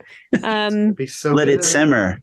Let it simmer. Sometimes it's good to let things sit a little bit, as we discussed earlier in this stream. That sometimes cake is better the day after we eat it. Get to know each other in the pot. That's right. So, so normally I would do at end of our gameplay. No, we didn't do a ton of gameplay, but like we do, I have moments of gratitude. Is there something that happened today that came out either in that very brief gameplay or during character creation that you were like not expecting? Either of you? That was mine is so low hanging fruit though, because like when you rolled the something else, heard all the things, and then you didn't pick one off the list. You were inspired by it and said, I would be a lab grown. I don't remember what you said, a lab grown food, maybe, or something. And then it came to chicken nugget. Yeah, I was grown in a lab, I think is what you said. Oh, that's right. Yeah, I was grown in a lab. Like, oh, yeah, that's chicken nuggets. Yeah, so, I mean, clearly that reshaped everything we did after that moment. Yeah. Absolutely. Here, the sentient chicken nugget. Definitely a real boy, for sure. Absolutely. Didn't even need to make a wish. I just want to say, Pete, this is like I have read the comic. Cool. A big fan of that. This is so much fun. Like this was just such a wild thing to get to do, and it's very. I really love giving a lot of character agency to the players. Yeah. And so it just already through character creation, it really lets you shape what's going on. And I always really appreciate that about a game. So great job on that. That was great. So yeah. Yeah. From the comics, right? So the most important thing was like, they're above the law. They have this incredible job. There's all kinds of weird, crazy stuff happening all over the place. But if they weren't, quirky weirdos like themselves, so more than anything, that had to be directly what you got to right away. And the character creation had to bring that out of everyone. And so you just totally opened that door for us that it was needed, right? Yeah. And everyone should have some weird troubles and unique qualities that are more than a quirk, right? The quirk was deep in character creation because from the get-go we thought, oh, that's the number one thing. And then as we played, we were like, yeah, but like, cool, you can cook memories into meals. How often do you use it? And gameplay, a lot of the powers were like weren't as powerful as flight or super strength. And then we're like, oh no, we need to let people just use them as much as they want so that it happens. Otherwise, they just sat on them all meetings. So but still, quirky characters are coming out, and that's beautiful. It's so Chew, right? So, everyone's weird. What I gotta know, I'm sure you've been asked this a bunch, but like, what was it about Chew that made you want to turn it into an RPG? So unfortunately, the conversation didn't really come to me from that way. Because it wasn't something that I went after like out of the blue. It was an opportunity that more came my way, and then I was like, that would be awesome. So I got to meet the creators and then pitch them, but it was after it was kind of put before me. So it was I would love to say, like, at the time, I actually knew Farmhand more, which was actually Rob Guillory's follow-up. Not Chew, but it's his own spinoff, what he did next after Chew. So as I read it, though, I loved it because I think my branding almost has become more, weird, quirky, dark humor sort of things. Mm-hmm. And I was really, I was going to say taken back, but I was really kind of captivated by when the deal came about, it was during COVID. So during COVID, this happens 2020, I believe. My dates could be wrong. So COVID's so real. And this is a game world where like the bird flu hypothetically kills over 100 million people in the world. And everyone's a little upset about it. And there's some government unrest. And I was like, this is either going to be way too real for people to really dig, or it's going to be so well timed in the way that it's going to come out and be relatable in a very weird way, and then be so funny and ridiculous that people don't think much of it, but they can kind of understand it. Like, oh yeah, well, everyone would have masks on. They'd be doing this. They could kind of like know what that was like because everyone in this game world had experienced that not too long ago. So yeah. For being something that was made like in 2009 or something, like it was almost like prophetic, Right. Oh no, I hope it actually isn't prophetic because meet people. Oh no. Yeah, and as a RPG person, like I could just see, look at all the characters you could be. Look at how ridiculous this world would be. Mm-hmm. So yeah, and then you think about it, like when it comes to stuff like people love true crime.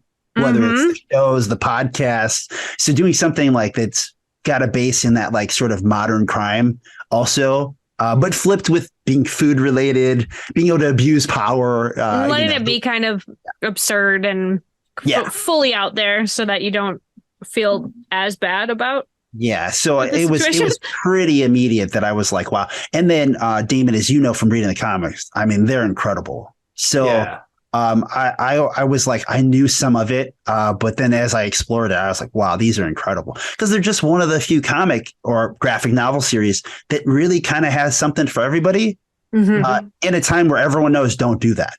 But they pulled it off, right? And when you do, it's magic.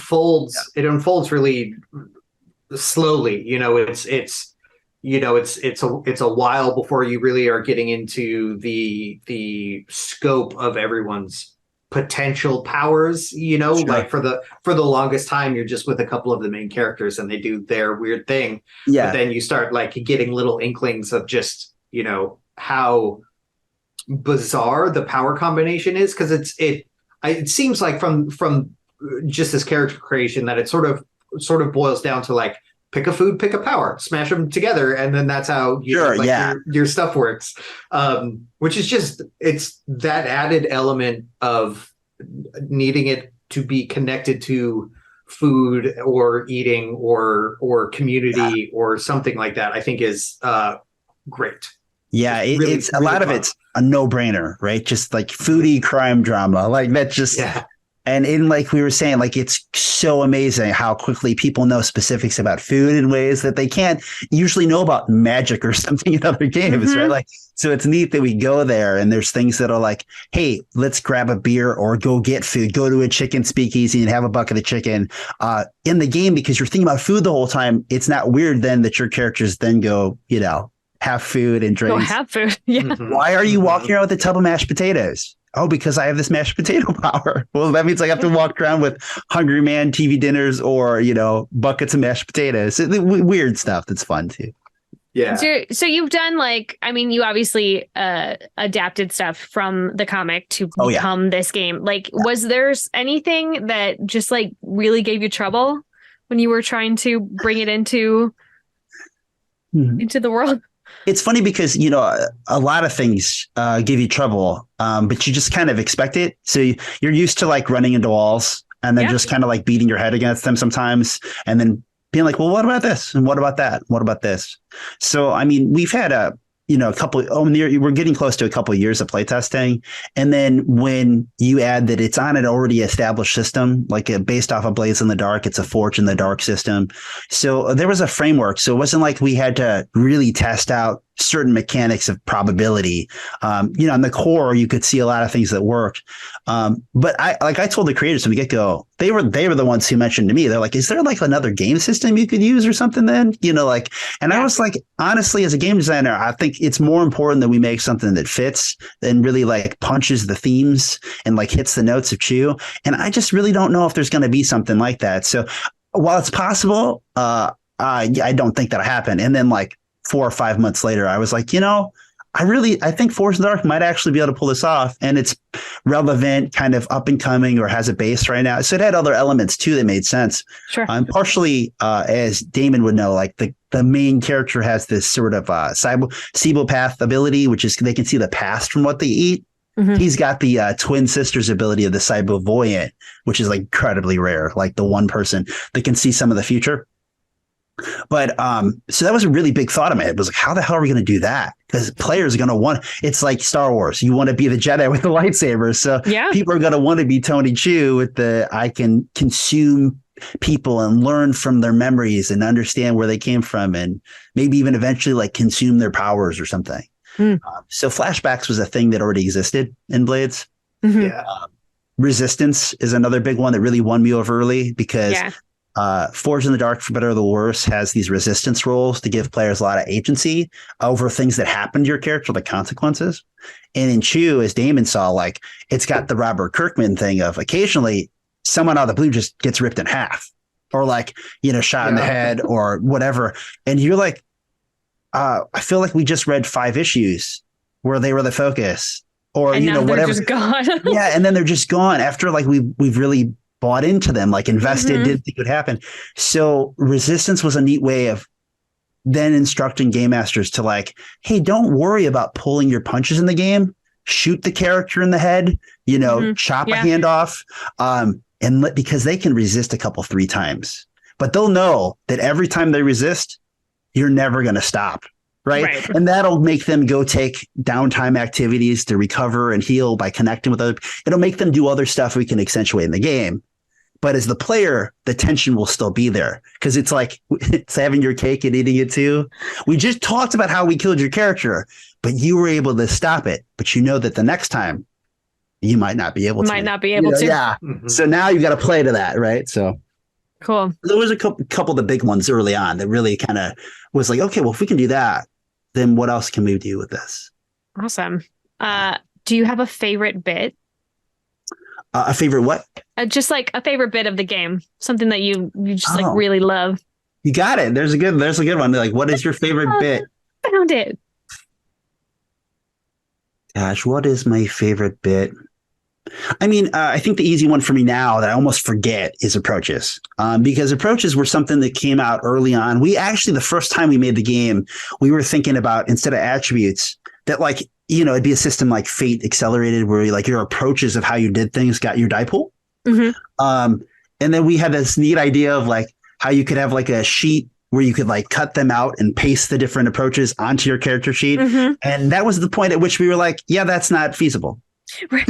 That's not commercially feasible. We can't actually have something that goes into distribution and goes out widespread where each one shot, people cut out these pages and put them over here. And, and especially for like conventions and all these kinds of things. And we're like, okay, well, that's why we're not actually doing that. We wanted you, and the only way we want to do that is if there was like 50 approaches, right? Not like the 3. Right. So there was a lot of things from the get-go where approaches had more abilities, like when you would push rolls or resist or help other people, you always had to like use your approach to explain it. And then eventually it was like, wait a minute, like Forge in the Dark has position and effect, which if I'm talking over your head, I'm sorry. But so we can just make sure we put it front and center and say everything that you do, you consider these approaches when they go to do it. And that determines the judgment of the roll, right? So I was like, yeah, all that other stuff we did to really tie it into the game, it was already well established. So, awesome. And as you can see, putting is the first thing in character creation, it really inspired which playbook I took. Yeah. It gave players from the get-go the very first thing. Oh, this is my personality. This is who I am to build off of and build with, right? So, yeah. Awesome. Not power gaming from the get-go, right? You're when can people buy this? Where can they get it? What the hell, Pete? Where is it? So basically late spring is the easy answer. PDFs are on the verge, the core book in particular. So everything will be out by summer. Like when obviously it's got to go to backers first and such. And then, but it'll be in your local gaming store. You'll be able to order it wherever you want. I'm not sure about Target because I think the content's a little, but other people are like, dude, Target has a lot of stuff. And I'm like, there's a lot of F-bombs in this book. It talks about cannibalism and stuff. So I don't know.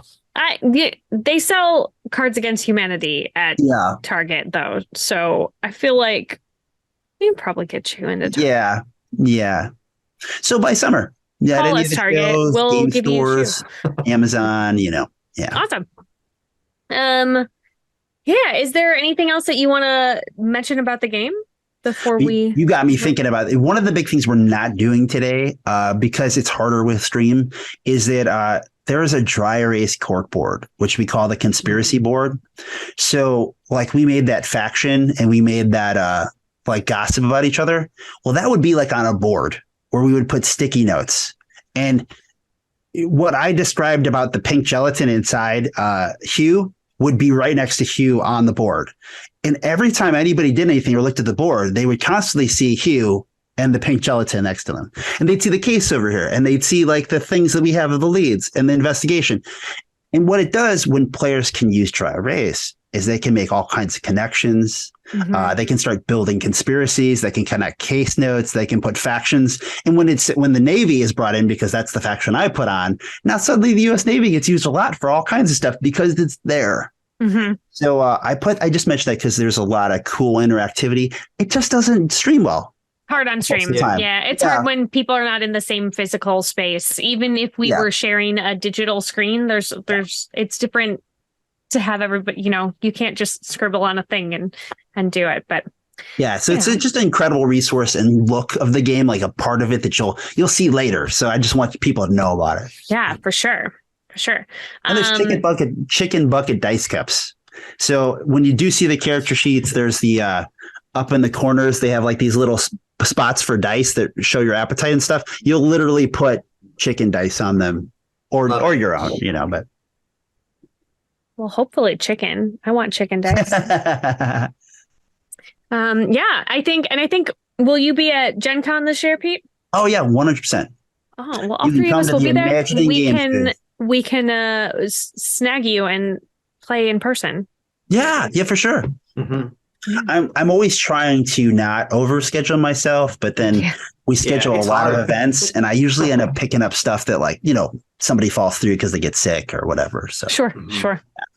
Well, so that is I'm going to say that is the first half of Chew. That is the building section of Chew. And next week we will dive in and see what is going on with those cakes. And maybe our heroes, in quotes, will melt. Persons. We don't know. People. Definitely we will crack the case. People. Yeah, I don't know if we'll crack the cake first, but we'll crack the cake. So there will be cases and cakes and possibly cracking. We don't know. And yeah. crack. So let's don't you crack. Let's go around and remind everybody where we can be found on the internet. Pete, tell us where we can find you and this game and information about this game.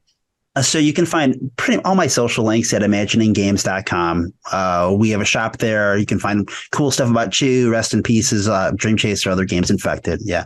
And Facebook, Twitter, Instagram, all the links are there. Excellent. Damon, where can we find you? I'm on the internet, mostly on Twitter at _Feral, which is formerlyferalgames.com, has all of our stuff there as well. And then we're on Instagram at The Crowned RPG. And, I guess I'm on Facebook. Sometimes. Good job. I'm great at the internet. So good. I'm Sarah Moore. You can find me on Facebook at Actor Sarah Moore and everywhere else on the internet at Pixies and Pins. You can go to my website, pixiesandpins.com. You can find me here every Friday night at 5 p.m. Pacific on Sarah's Table. Like I said, next week we're going to continue our Chew arc. And then I have a game that was given to me, and I definitely know how to say the words. It's in German, and so I don't know how to pronounce it. But you get to play the magical cat familiars of a coven of witches, and the things that you do in the game influence how well your witch is able to perform in certain rituals. And so that is coming up. And then if anybody else has any games that they have written out there in internet land, please get a hold of me. And we're also going to have another arc of Vanishing Lands coming up, because we're hoping to have it out in the next maybe 2 months to be able to have people play it. So those are all of my things. This is so much fun. Yeah, thank you so much for coming. I appreciate everybody being at my table today. Thank you at home for watching. Thank you, Gen Con, for giving me this platform so that I can spotlight games that don't have as many eyeballs or cash behind them. Thank you to my partner, Jeff, for turning all of the files that I hand to him into a coherent stream. Thank you to Marcus for always being on top of everything. He's our tech over at Gen Con TV. Thank you to Peter Eckison for literally just being like, whatever you want to do, Sarah, I trust you. I don't know how long that's going to last, but I'm going to keep riding it out. For saving D&D, Yeah. Also, for doing the Gen Con thing, Thank you for Thanks, that, Peter. So many things to thank you for. So I'm sure that there's more people that I could be thanking, and just I want you to just look inside your heart and just know that I thanked you. So there's that. So as always, I would like you to keep making art and keep being art. We will see you next time. Mwah. Pew, pew, pew, pew.